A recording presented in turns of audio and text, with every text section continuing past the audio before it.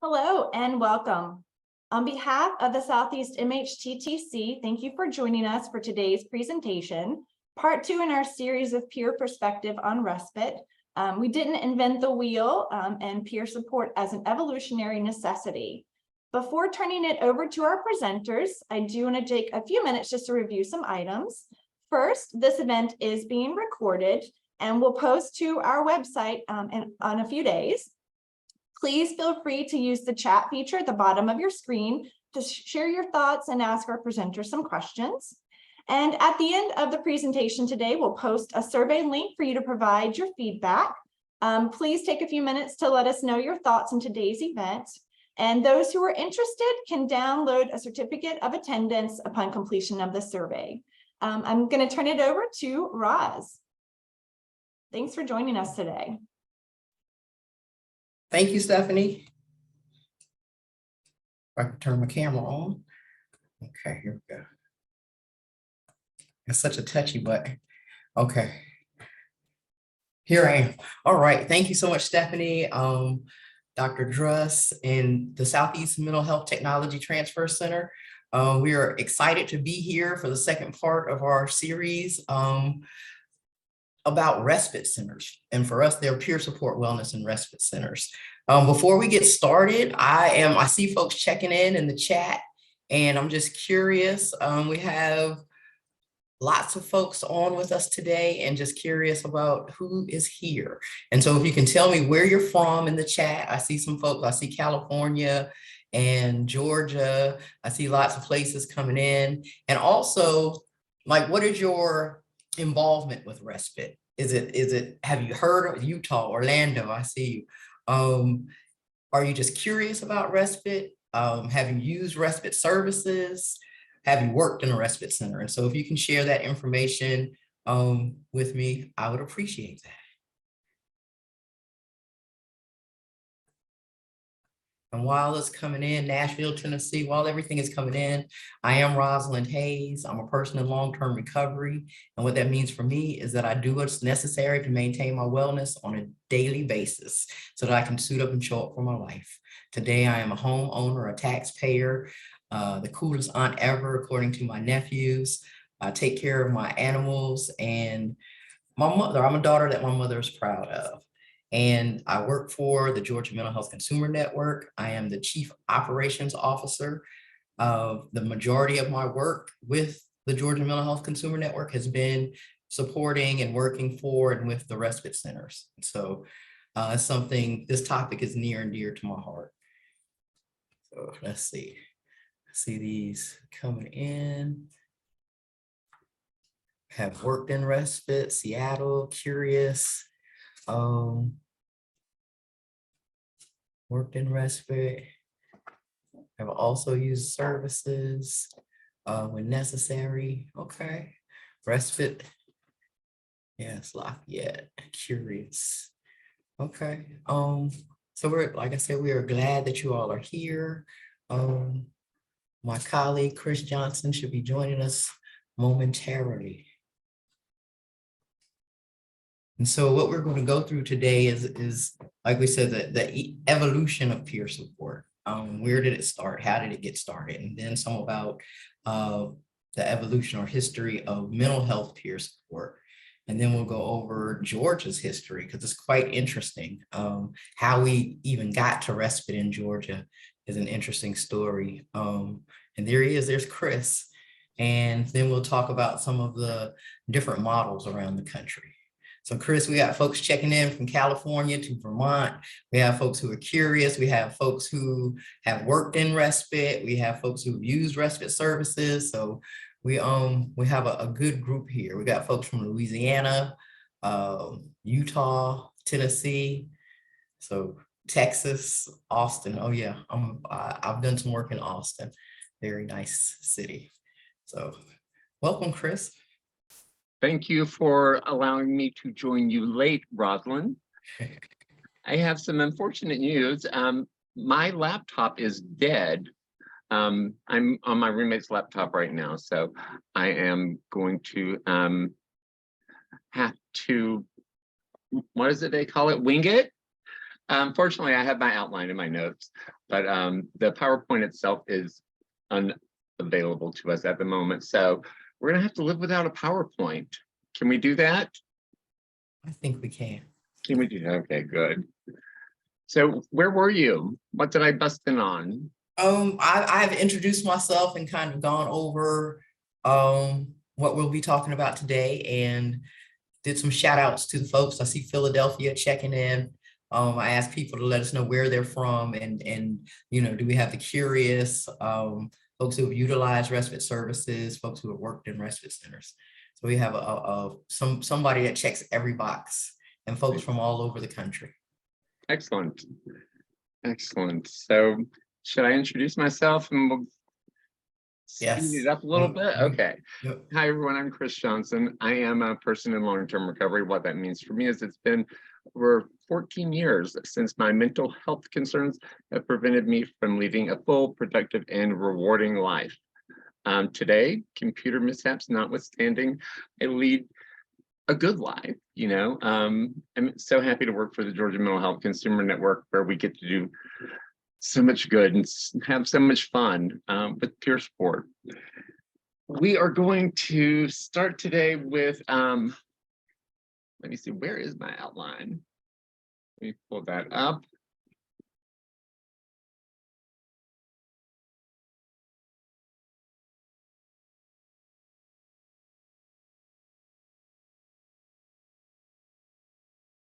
I'm sorry, I don't know this computer.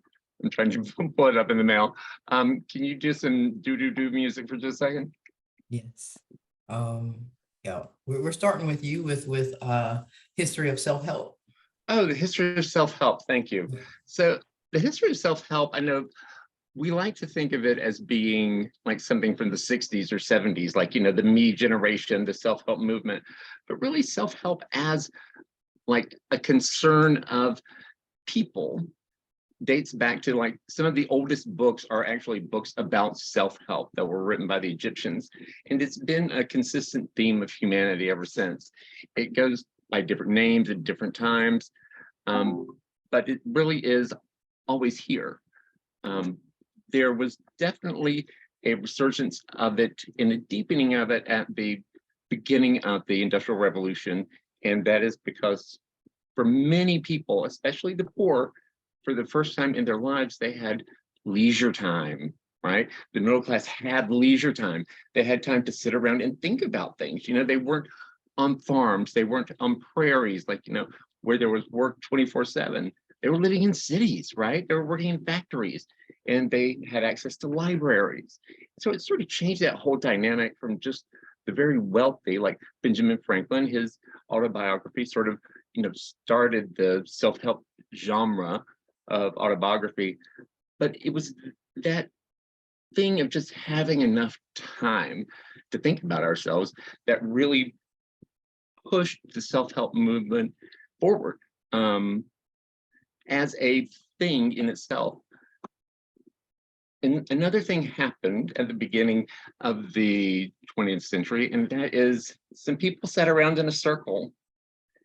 And if you all think about it, whenever you're watching like a movie, like a TV crime drama, if they like pan in on a circle, and that circle's in a gymnasium or a school, it's going to be a 12-step meeting of some sort, right?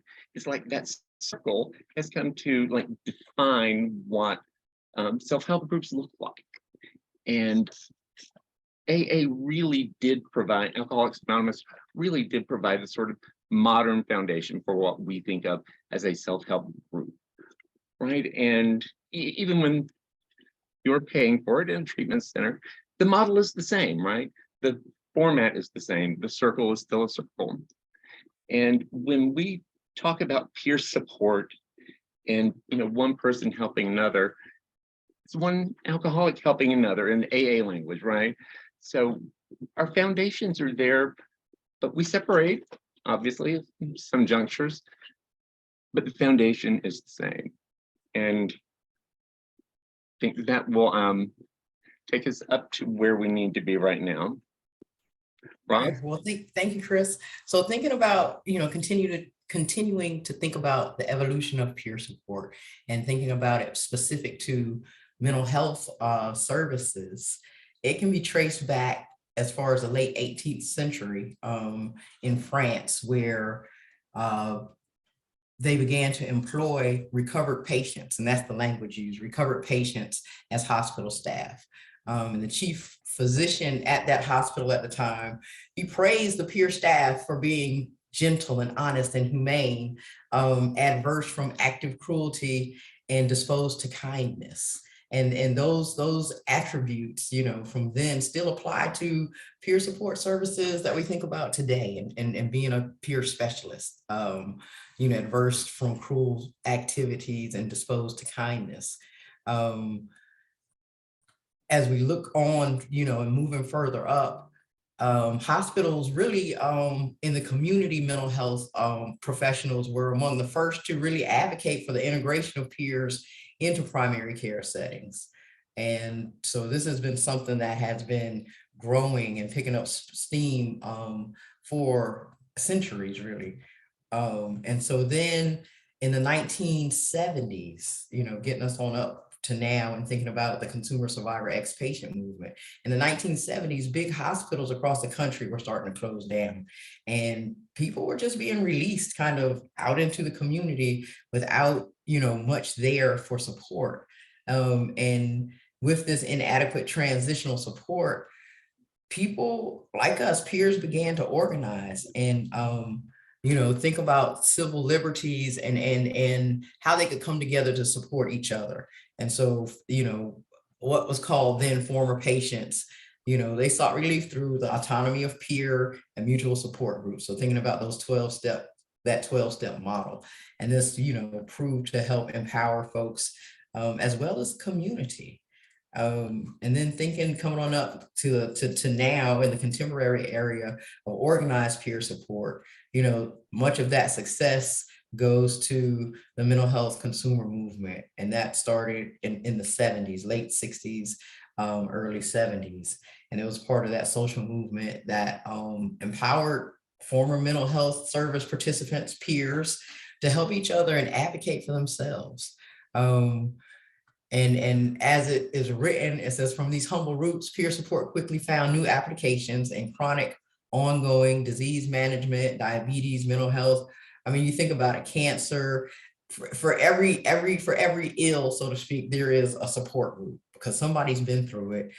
Somebody understands exactly, or can really identify closely with the experience that another is having, and that support is invaluable, right? Like Chris said, the therapeutic value of one, and you can fill in the blank. For us, it's one peer supporting another is without parallel. So did you find your outline, Chris?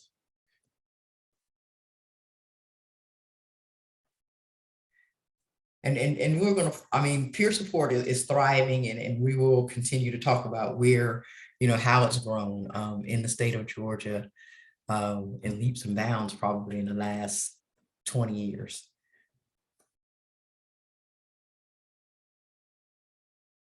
Ross, can you hear me?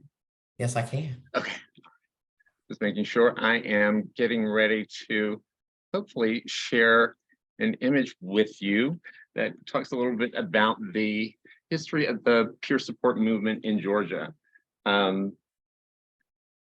It's one of the most interesting stories of sort of modern medicine. We don't think about modern medicine being, or peer support being medicine, right? But, in the classical term of just something that heals, it very much is. And we are embedded in parts of that system, that healing medical system. And I want to show you the timeline of how we came to be and how we came to be here today.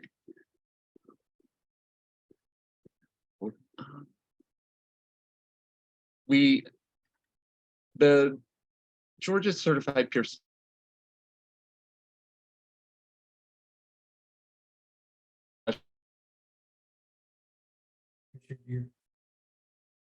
project, who, including Georgia, but none have been certified to bill for Medicaid. and Wendy Tygreen with the Georgia Department of Behavioral Health and Developmental Disabilities sort of led the initiative with Larry Fricks and Ike Powell and Sherry Jenkins Tucker, our former executive director here, to make it happen, to finally get peer support paid for at the federal level. And they worked closely for what, 2 years, Roz? Right at 2 years to develop the curriculum, which is largely intact today, in which many of you, if you're CPSs, probably use some version of. You went through your own CPS training. It is known as the Georgia model, which we are pleased about, but it has taken a life of its own, well beyond what I think they ever imagined it would be.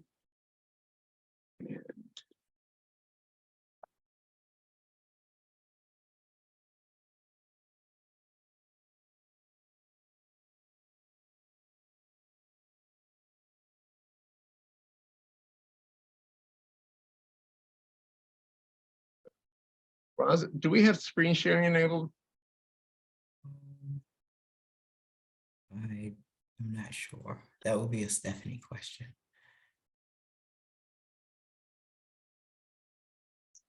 Stephanie, can I share? You should be able to, Chris. Just give me a minute to double check the settings. Okay, thank you.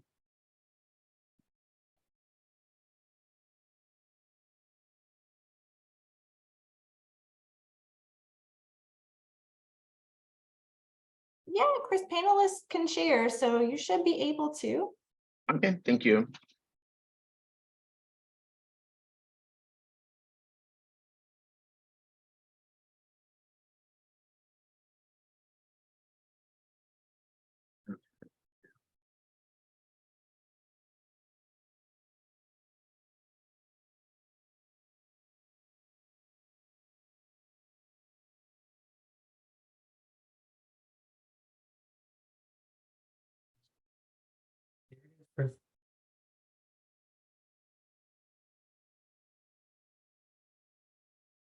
Okay, so here we are with the timeline of Georgia's peer support history, and it The first gathering of 30 consumers of behavioral health and developmental disease services in Georgia, and the incorporation of Georgia Mental Health Consumer Network. I can't help but think I can hear Sherry telling that story. That handful of peers who got together, and the one with the loudest mouth became the president, and the one with the pen and pad became the secretary, and the one with the cigar box. The cigar box. Yeah, that was a treasurer. Yes. She took great joy in recounting that story. It's very much a grassroots effort. Yeah, and from there on, the network just sort of ran into problems and into and developed and found friends to help solve problems by developing trainings, by creating resources, and they're all outlined here. We don't need to go through all of them, but the founding of the Pipeline newsletter, which happened at the beginning of the founding of the Georgia Mental Health Consumer Network, the $30 they took up and put in that box was to publish this newsletter that, at the time was like unparalleled in getting news about the mental health recovery community out to the members of it, because, long distance charges were a prohibitive barrier, to people sharing information. It was, I know there are people on this call who aren't old enough to remember long distance charges, but it was a lot. Like, to call across the state cost more than calling to California. It was weird, but we got through it, and the network got through it and thrived. And in 2020, when we hit the pandemic, we also hit our 30-year anniversary. It wasn't as celebratory as we would have liked, obviously, but it was still, for us, a wonderful time because we got to support each other through that. And it was a good time for the peer movement in Georgia, I believe. Roz, what do you think? I agree. And thinking about peer support in Georgia and the Georgia Mental Health Consumer Network, as you can read through this list of this timeline, there are so many firsts. You know, Chris talked about Medicaid billable. We were the first to have peer support as a Medicaid billable service. I saw somebody put in the chat that they didn't get there until 2019. And so, that put us, that set us apart, and then having the training, the CPS training, and like you said, the Georgia model has been adopted by at least 35 states around the country, if I'm not mistaken. We had our consumer conference, which is something that went away with the pandemic, that is, sorely missed. And there are so many firsts for the Georgia Mental Health Consumer Network, or that were, so many firsts that were achieved by the Georgia Mental Health Consumer Network. It's a remarkable thing, and it gives me great pride to be a part of it. So yes, peer support is a good time, and peer support was definitely thriving. And we can see among those first, 2008, Georgia opens the first peer support wellness and respite center in Decatur. And at this time, I mean, now it's hard to get a solid count on it, but I would estimate 50 respite centers around the country. When we opened in 2008, there were probably 5. And so, once again, we were leading the way with, And with an important part of the story, just to throw in, was when the first center was founded in Decatur, there was NIMBYism all around it, right? There were protests, there were organized protests to keep those people like out of our residential neighborhood. And it went on for some time. Several members of our current board of directors, participated in helping move the network forward and state the network's case to the public. We prevailed in the short term, but we also prevailed in the long term because we became great neighbors. We became good citizens of this community that thought we were going to destroy it. And the church where the original town hall meeting to oppose us was held, became our training space when we were having meetings in Decatur back before the pandemic. And that just, that's the story of peer support most places it goes, learning what it is, learning how, it's not that different. Most people have experienced peer support. If you can identify that for them, like every frat boy, who had a big brother, and every sorority girl who had a little sister, they all were practicing peer support, right? Not mental health peer support that we do, but using their lived experience, their practical knowledge of a special thing to help someone else. And that's been a lot of our story. And every day, someone else is introduced to it by us and by you all, I'm sure, as well. Ross? Yes, I saw someone ask about defining respite, and we will get there. I wanted to talk a little bit about mental health services in Georgia, and that's what we've been doing, but there's an important piece that got us to actually being able to open a respite center. And that had to do with the substandard care that was happening in our state hospitals. There's a reporter, I think his name is Alan Judd, if I'm not mistaken. And he did a series of articles, like exposés on Georgia state hospitals. And he really exposed, deaths and neglect and things of that nature. And his article got us, it got the attention of the federal government.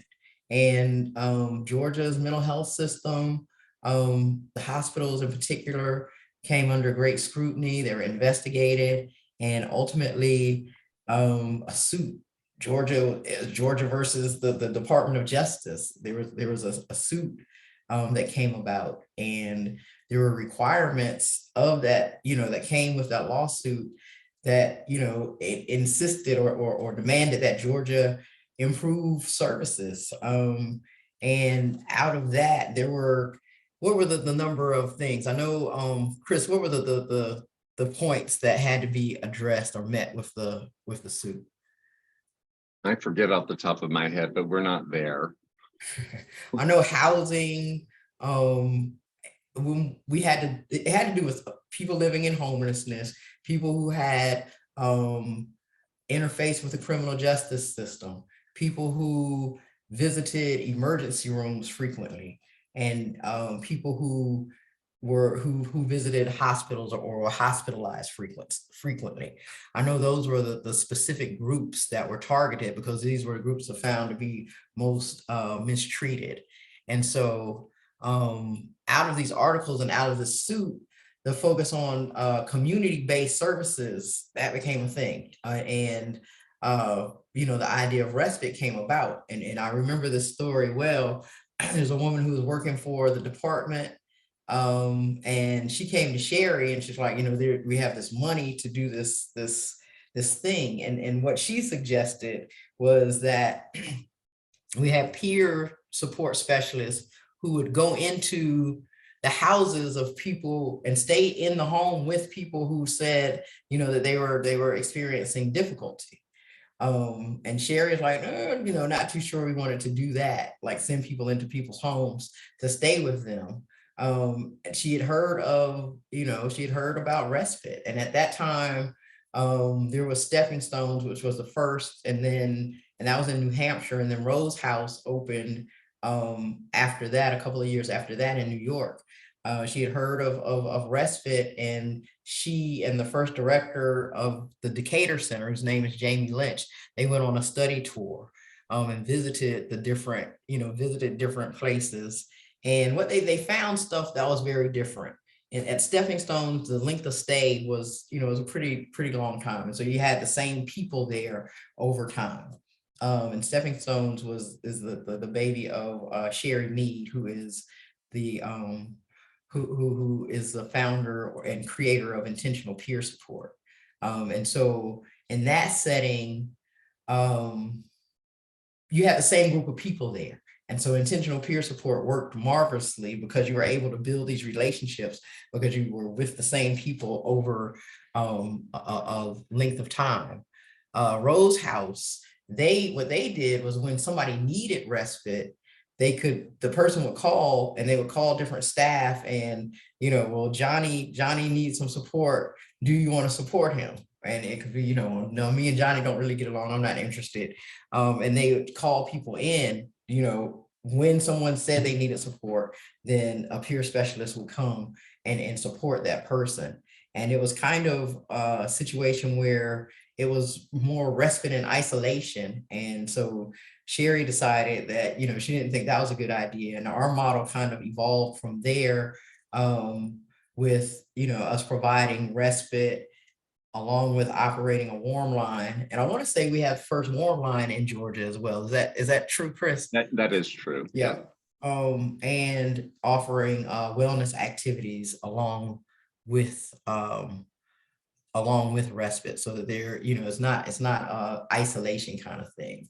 And all of these things that we did, all of these first in Georgia, Georgia, when it comes to peer support for a very long time, ranked number one in peer support services. And Chris, where are we right now as far as our mental health services overall? I believe we went from number 51 to number 48, but it was because a couple of other states recalculated how they did some numbers. Okay. And so it moved them down, but Georgia didn't improve any in access to mental health care. Yeah. So, and, we have a history of that. I think for those of you who don't know, Georgia is home of Central State Hospital in Milledgeville. It was the largest insane asylum in the world for a number of years. It held over 12,500 humans there. Most of them worked on the farms to raise their own food, and that went into the kitchens. They weren't allowed to cook. And over 25,000 people are buried on the grounds there. And it's a shocking place, just the scale of it. When you think about 12,500 people, that's a town, right? A whole town. like in these buildings. And it's documented in a book called Milledgeville, but for the grace of God. And it is for sale on our website and Amazon and other places, but it's really worth a read. Just, and also libraries, most libraries have it. It's worth a read just to learn about how it came to be, because no one knows really how it came to be. If you look at Georgia history, it was not a goal. They did not set out to create the world's largest insane asylum in Milledgeville, Georgia, right? It just happened because that momentum of not listening, right? The momentum of telling the people who maybe sound or look or whatever different, telling them to be quiet and we're going to take care of you. It becomes a habit. And over time, Georgia just started locking up everyone. A man could go to a magistrate court and just have his wife put away. You know, it was a challenging time in Georgia's history. And, you know, learning how to heal from that and build from that. We thought we were doing, and then, you know, suddenly a challenging settlement agreement that we can't seem to get out from under. So we're hopeful that our new commissioner of behavioral health has come in with his first mission is to get us out from under that legal bind that we're in there. And he's making the changes to make that happen. So we're very hopeful with that. Thank you, Chris. So continuing to think about Georgia's peer respites, and we have actually opened 6. We've operated 6. Currently, we are operating 5 peer support wellness and respite centers across the state. The first respite center was opened in Decatur at 444 Sycamore Drive. After that, 2 years after that, that opened in 2008, and well, 3 years. In 2011, we opened 2 more locations, one in Bartow County and one in White County up in North Georgia. 2 years after that, we opened in Henry County in McDonough, and way down south in Moultrie in Colquitt County. And the idea at the onset was, since this was, you know, hospitals were closing, the hospitals were having so much trouble, the hope was that we would have a respite center in each of the hospital regions. We are in Augusta. We haven't gotten quite there yet, but we have, you know, we've done a pretty decent job at covering the state. We hope to have something down in the Savannah area at some point. So just to share with you, and someone had in the chat, you know, how do we define respite in Georgia? And so for us, our respite centers they're conceived as an alternative to psychiatric hospitalization. You know, we started talking about alternatives in our first webinar, and this is seen as a way to provide support for folks who were possibly experiencing some crisis or getting close to it. However, we don't consider ourselves to be a crisis respite. We believe that people are the experts on themselves and that they know when, you know, they could use some support. And that would be the time to come into respite, which is a home-like setting. All of our respite centers are in beautiful homes. We practice intentional peer support, which is a trauma-informed model. So we are aware of and sensitive to the fact that the majority of people who come through the doors of our respite center have experienced crisis. And so, you know, we practice universal precautions when it comes to have experienced trauma, and we practice universal precautions when it comes to that. And we really strive to treat everyone with dignity and respect. Respite is, we believe in self-direction. And for us, that means that people have the right to live the life of their choosing. And so coming into respite, and for us, it's a 7-night stay. There are lots of different models around the country. And you know, from what I can see and determine, they have longer stays. I see 14 days, 10 days, 13 days. And so they offer a bit of a longer stay. We have a 7-night stay, and keeping with self-direction, you do whatever it is that you believe will support your wellness and your recovery. If that is, I just need to rest, I need some sleep, you can do that. If that is, I am looking for housing and, I'm trying to find a place to go, then, we will support you with doing that. When people come into our respite center, if they want to participate in respite, they complete something that we call a proactive conversation. And that is an opportunity for us to get to know them better, and we're not billing Medicaid. Carrie, we're not. I see the question coming in. And then that's one of the things, we're funded through a contract with Georgia's Department of Behavioral Health and Developmental Disabilities. And because of that, we really have the opportunity to practice peer support. We don't have to worry about writing notes, and we don't have to, worry about the power differential that kind of thing creates, because we are aware of power and privilege in peer support. And, no matter how much we say we're equal, we're on the same playing field. If somebody's getting paid, that, kind of throws that power into imbalance. It creates power, and it throws that equality into imbalance. And so,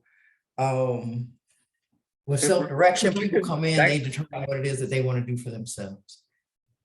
Chris, were you going to say something?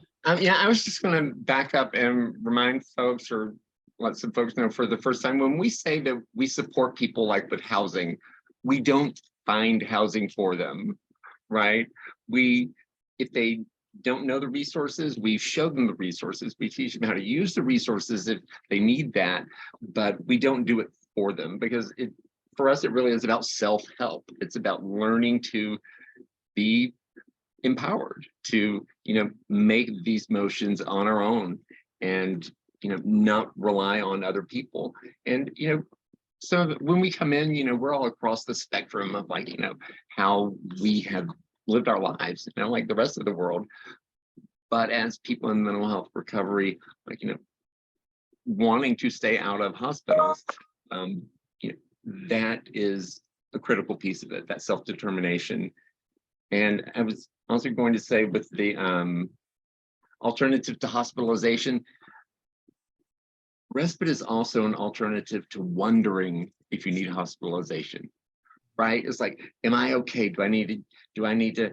Well, no, you can just go to respite, right? You don't have to make that, really big decision about, do I want to go behind the door that doesn't have a key, or that I don't have a key to, and go to a place where you do have a door with a key, because at our centers, you get a key. So, or while you're staying there, but it's a fundamental difference, and it's an important one. It's the difference between freedom and not freedom. And we prefer freedom here at the Georgia Mental Health Consumer Network. Sorry, Roz, that was it. Yeah, no, thank you. I appreciate it.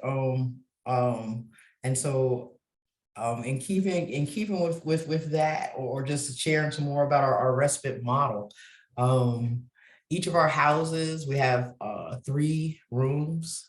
Some have 4, but generally we are able to have 3 people at a time. And thinking about freedom and being an alternative, you can come into respite. If you have a job, you can still go to your job. Whatever you're doing in your day-to-day life that needs to continue, you can continue doing that, versus going to the hospital where everything stops. You can continue to work, you can continue to do whatever supports your wellness. When folks come into our place, we trust people, which is just that energy. People say when they come into our respite centers, there's a peace and a calm, and there is, and we trust folks because we're all peers. And so, there's no searching of people's property. We don't take away your belt and your shoelaces. We don't even ask what kind of medication a person is on, because that they take care of that with that self-direction. I'm not a doctor, I'm not a clinician. I cannot dispense medication. And so, there is a lot of freedom, and there is a lot of trust and recognition that, keeping with value of peer support and being strength-based, that people have ability, people can take care of themselves, and people can recognize when they need support. And that's when they would come into one of our respite centers. You're able to do what it is that you determine you need to do. We don't tell anybody what to do. We don't should on anybody. We ask a question: what is it that you want from your respite stay, and how can we support you with that? And so it really is all about, supporting an individual with what they want and what they determine for themselves that they need. What else, Chris? What am I missing? Going back to like how each of the centers that Jamie and company visited in the early days and how the models were all different. Well, at the network, in our 5 centers that we have open now, they all have the same model, but they're all very different, right? They reflect the communities they're in. They reflect the people who work there. They reflect people who participate there. And each one has a very different feel to it. Like they might as well be in different states for all practical purposes, because each one is unique. It is as unique a sort of community as I've been a part of, just in terms of, the barriers to join state issued ID, right? I mean, the qualifications are small and the benefits are enormous. The cost of them, is always a challenge. And no one's really sure why, because, for the cost of some medications, the people that, well, the cost is prohibitive in lots of places, or is presented as the reason.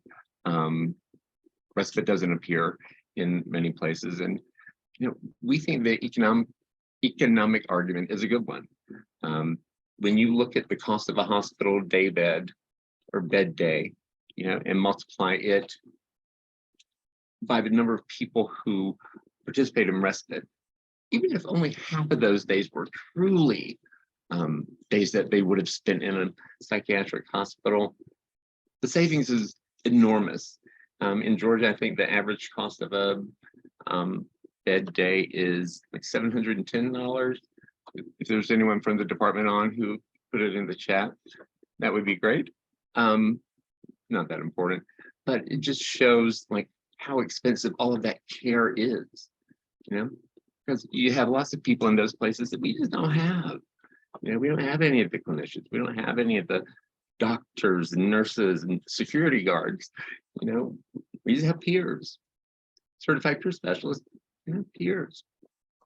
And the power of peer support, it really is amazing. I mean, the savings, absolutely. The recovery, the empowerment, the things that happen. I'm over here in the chat. Chris, if you can open up your chat, the letters are really big and I don't know how to make them smaller, but I see a couple of folks here who are down in the Moultrie area who say that the staff at the Moultrie Peer Support and Wellness Center inspired them. People, because we're strength-based, because there is freedom, because we don't tell people what to do, folks start to come into themselves and they start to recognize, what they can do and what is available to them. And oftentimes, I know of at least 5 or 6 people who, came to our peer support and wellness center, and, eventually they decided they wanted to work. And not only did they want to work, these folks that I'm talking about, they became certified peer specialists. They came to work for the Georgia Mental Health Consumer Network, and they gave up their benefits. They're like, y'all can take this check back. So you want to talk about some more savings? You can take this check. I want to work. I want to work full time, and because I know I'm valuable. I know I have something to give, and I'm capable. And so you can keep the check and I'm going to work full time. And I think that's just remarkable. But that's the power of peer support, when folks can see, wow, you went through the same thing that I did, you went through something similar, and this is where you are now. You know, it's, hey, I want to try too. And we have seen this happen, countless times with our respite centers. But we don't necessarily promote work as the ultimate symbol of being part of the community, right? We know that for many people it is. That whole Protestant work ethic is real in some parts of the country, like my household, but it's not for everyone. Like, some people actually know how to enjoy life, how to take a vacation, and all of that good stuff, and practice self-care. But the thing is, whatever works for you is what we want for you to be happy and productive. But what productive looks like can be so different, it's peer support provides you the opportunity to write sort of your own treatment plan with your own goals and your own outcomes, but it also lets you decide within that, what the medication is. What is the combination of things that keeps me well? And it's different for everyone, and for mine, it's definitely changed over time. That combination has changed a lot.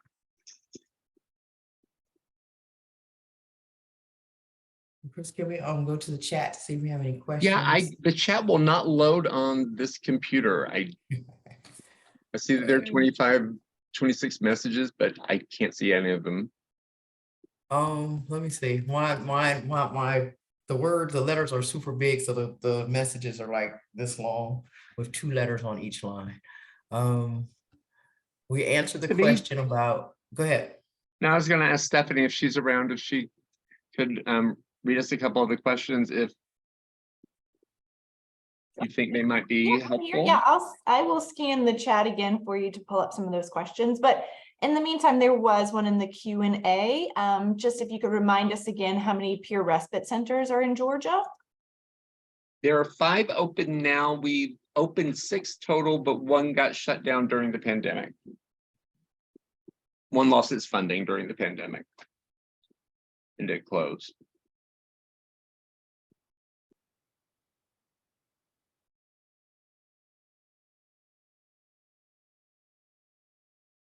Yeah, I don't see any questions, but a lot of folks are just entering in the chat just how peer respite centers help them and inspired them. But I believe you guys have touched on that before. I do feel free to open it up for questions. If individuals do have questions for our presenters, feel free to drop them in the chat and we'll get you some answers. Yes, and can we please. take those final 2 polls real quick before we get out of here?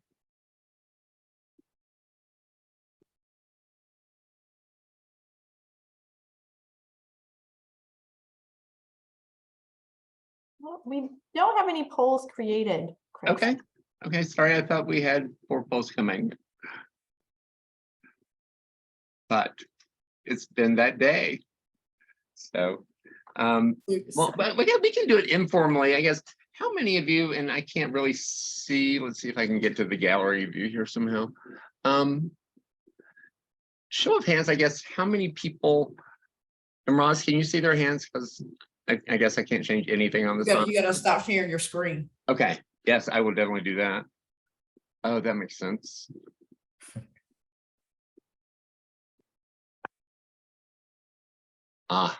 Okay, much better.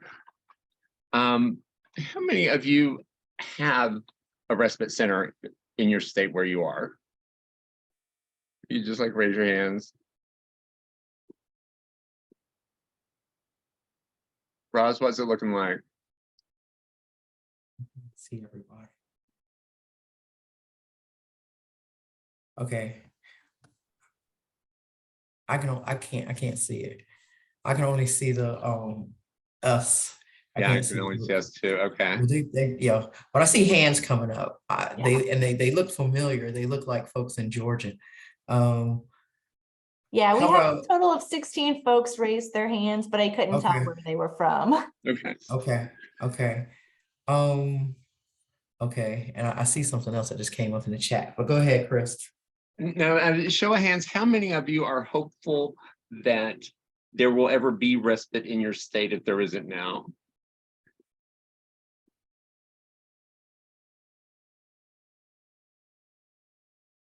I can read some text coming in.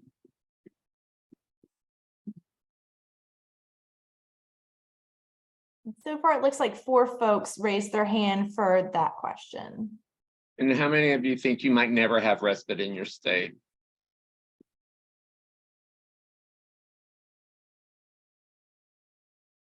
Hopefully there were none. Yeah, I didn't see anyone raise their hand on that one. You know, that makes me very happy because there have been times when we felt like respite in Georgia might go away. Not because of any of our desire for it to, but the political will at times in the past has not been great. And today is a different day. Today we have a new commissioner who understands us, who's supporting us and supporting the work we do. And we're hoping for good things in the coming year. And in our next webinar, we'll talk about some of the challenges, because like Chris talked about the NIMBYism, that it's everywhere. I mean, I've gone like to different places to because the properties that we have, we own one, we rent the rest of them, and you would be amazed. You go in and you want to rent the place, and everybody is like, "Oh yeah, great, let's sign the papers," and then they ask, "What are you going to be doing here?" And when we start to talk about our model and peer support, all of a sudden this property is no longer available. Because, and this, speaks directly to the stigma of that still goes with living with mental health concerns, folks. Not in my backyard. And I have seen this happen time and time again. And so, finding a location, first of all, finding somebody who's willing to rent to you, that can be the first barrier. That can be the first challenge. And so we're going to talk about some of those things. One of the other things has to do with, where's your funding coming from? We got lucky. We came into this at a time when, the state was going through some challenges. We were under this lawsuit. And so we got in and we were able to be fully funded by the department to do a pure respite model. Where no clinicians involved. We don't have to, bill Medicaid, because as soon as you start having to do those things, it changes everything. And there are, hybrids out there.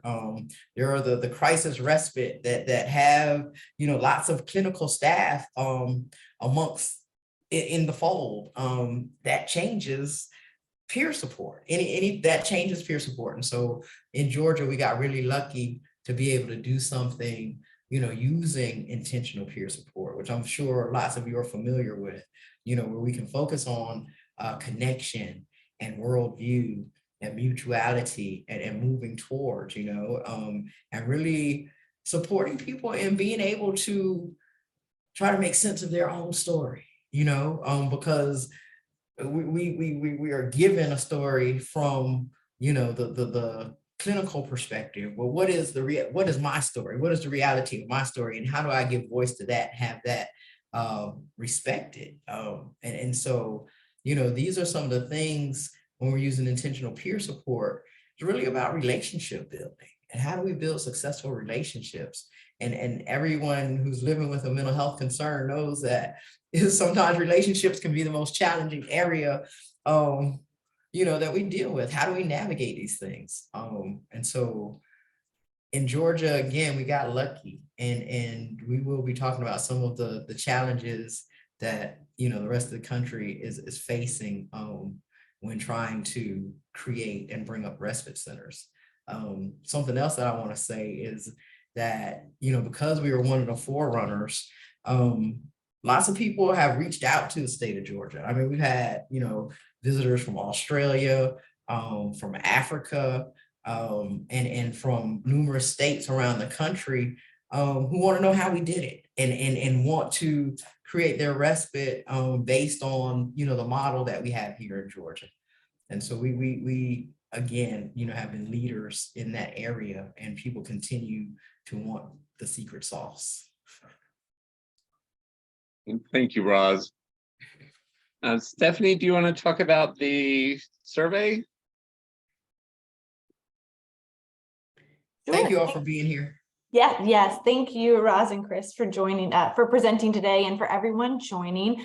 I went ahead and in the chat, thank you for plugging our third part of the series for on July 24th. That's going to be about respite around the country. So the link is in there if anyone wants to register for that. Also going to drop in the chat the link for today's evaluation survey. We really appreciate everyone providing feedback, letting us know their thoughts on today's events. It helps us improve our services and what we can offer. A certificate of attendance will be available for download upon completion of that survey. If anyone has questions, please feel free to reach out to us at info@southeastmhttc.org. Roz, Chris, if you have any other final words, I will give you the floor. Otherwise, we can end today's presentation. I think it's time. Yeah, I just want to thank everybody. I got a big smile on my face. It feels good to, see all the positive feedback from people who have, utilize our respite services here in Georgia. Thank you all. Thank you all. Thanks for joining today's presentation.